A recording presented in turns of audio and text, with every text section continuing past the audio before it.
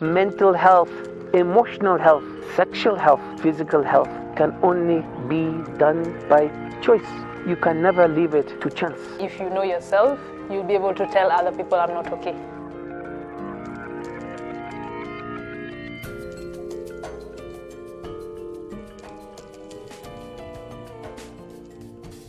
Bonga is it's a mental health initiative that seeks to dispel the stigma around mental health and the secrecy that shrouds mental health by getting people to speak up, which is the first step when you're suffering or when you're going through something. For me, Bonga just means speak. It's a slang word. The word Bonga itself, it's a sheng, which means slang in Kenya.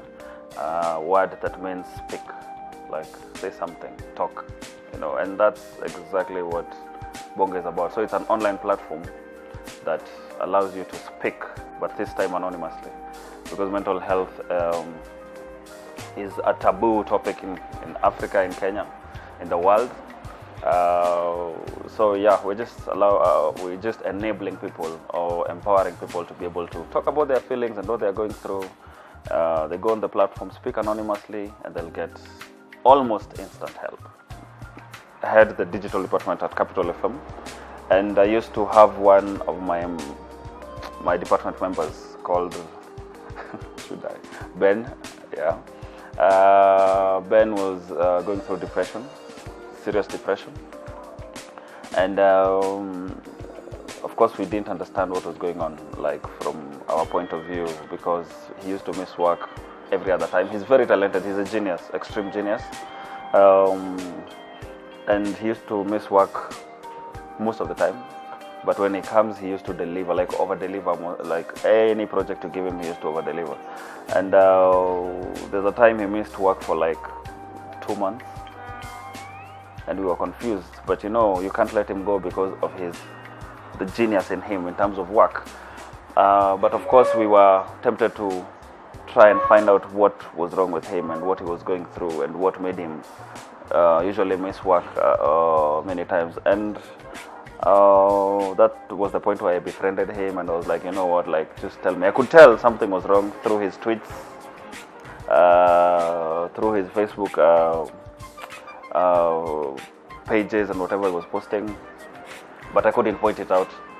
So in the end, I spoke to him, and he told me. This took long, 6+ months, to get to know him and for him to speak up and tell me, what, by the way, this is what I'm going through.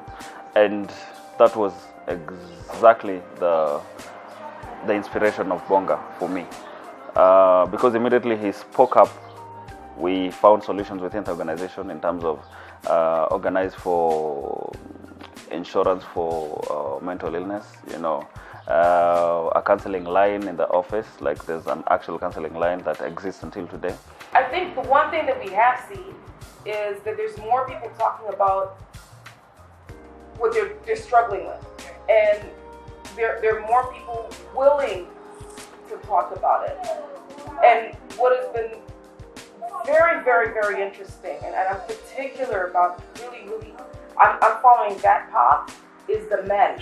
Because a lot of men, and African men in general, just don't speak about what they're going through.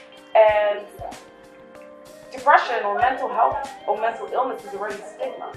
But imagine in men and in African men. So when you hear, even in the form of a whisper, that, man, this is tough, an acknowledgement of, I'm starting to struggle. And they might have been struggling with it for a long time, but the acknowledgement, that is a huge turning point. That's really pushing the needle. In line with the platform, we're doing a lot of awareness from the community. We'd like people to come out, come out of the closet and just say, you know what, I've been seeing this conversation going on. I know I haven't been contributing, but I am currently going through this. I am currently going through this. Why? Because I normally say social media is a good and a bad evil. Why? Because it can build you, and at the same time it can totally destroy you. So if we can take this opportunity to use social media as a place to showcase to everyone that, you know what, I'm also going through this. I'm going through this. Let us make mental illness as normal as we have made HIV and AIDS look normal, you know. Stressors that we face are everyday stressors. Some people can cope with them better than others. So I feel, Muba, that, you know, with acceptance, we're going to be able to, or with Bonga, we'll be able to push people to accept that this is here. Somebody, like you said, mental illness does not mean that you're crazy, nor is it the end of the world. The same way HIV AIDS is not the end of the world, right? So if the first step can be acceptance as we go towards sensitization, then that's huge. Yeah. That's especially in African society. I think yesterday I had a very interesting scenario. I was meeting with one of my friends who was telling me about his experience, just one line of his experiences with a mom who has schizophrenia. And he was telling me about the way the community, and this is not like Ilelesho, this is like the normal community has learned to accept their situation, because in the past he used, when they moved, because he lives with his mom, so every time they move out and they go to a new place, he used to come back to complaints, like the whole estate was complaining about, oh, today she did this, she did that, you guys, the landlord comes, calls every other time, you know, like what's going on. And so he kept moving and moving, like after, whenever he felt judged, he used to move with his mom. So and then he told me the way he overcame that was immediately he moved into a new place, he used to go door to door to every single neighbor, explain the situation to the neighbors, like, this is my situation, this is how it goes, so whenever anything happens, please, these are the steps to take, and please support us, you know.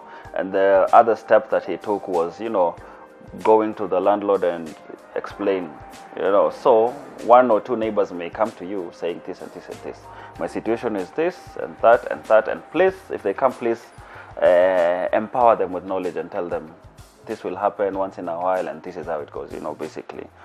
And I feel like he was a very good combination of both acceptance, him accepting that this is a situation that I have to deal with, and the community, and also accepting the fact that there are people around and they need to understand, and you have to teach and show them the real situation and how it can be dealt with. And I feel, and he was saying like he has never had a complaint for the past like 3 years. How are you sensitive? I think first by being sensitive around each other as people and understanding who you are as people. Because then that is the only place and space that if I understand this is who Muba is, this is how he gets his stuff done, this is how he likes to do this, and this is how Chow is. When we're going out there and saying, okay, this is what Bonga needs to do, you are acutely aware Chow is not going to be able to function in an environment like this, so I'm going to pick up the slack. Muba prefers to be in this space. So once you have that, it becomes easier to be sensitive to something that, like I said, is so much bigger. So much bigger than you. And you're then able to deal with it sensitively. I know, and sensibly. Recently in our office, immediately after we launched Bonga, there was this,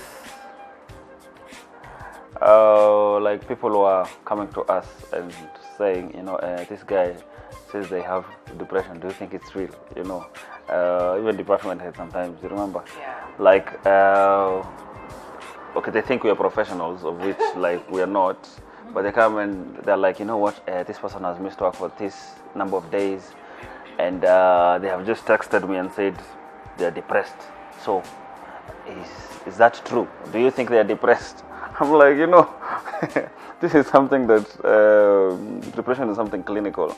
And I remember Ben actually once told me, because there was a huge, people mistaking stress and depression, you know, the difference between the two. And maybe a sad moment or a sad experience. And there was one day I was sitting in a panel and Ben texted me. Someone asked that question, Ben texted me. And he said that the difference between, in layman, the difference between stress and depression is weather and climate. I feel like for people who are going through maybe a form of depression or it's really extended, they're unable to move past that shock. You know, I think that we've seen that even with some people in the office. Yeah. Just being unable to move past where the sad event or the occurrence. And again, really got to stress that it's not their fault, and you know they should never be blamed for it. It's just how they process sort of thing. So yes, the fatalistic outlook is definitely something that when I hear it over time, I am aware that something is going wrong, that something is wrong. When it's doom, gloom, and there's nothing, you literally feel like there's a cloud over the person, or there's something telling them that it's never going to work out. Also, I feel like it's a lot of pressure to the person who's suffering, and that is why, like, because a depressed person won't come to a stranger and say, you know what, by the way, this is the situation, you know. So I feel like every individual should take responsibility in terms of the people you surround yourself with, you know. And my mom used to tell me, and she always says, like, if you have more friends than the palm of your hands, you're lying to yourself, you know. So in that particular circle, if everyone can take responsibility and be the one to observe and see that the other person is suffering, not to put this middle person in a position to come and tell you, because you're close, you should be there, you should be accountable for each other. And I feel like it's a responsibility of the community again, and the community means your close friends and your people who you talk to daily. Like, we just take responsibility of each other.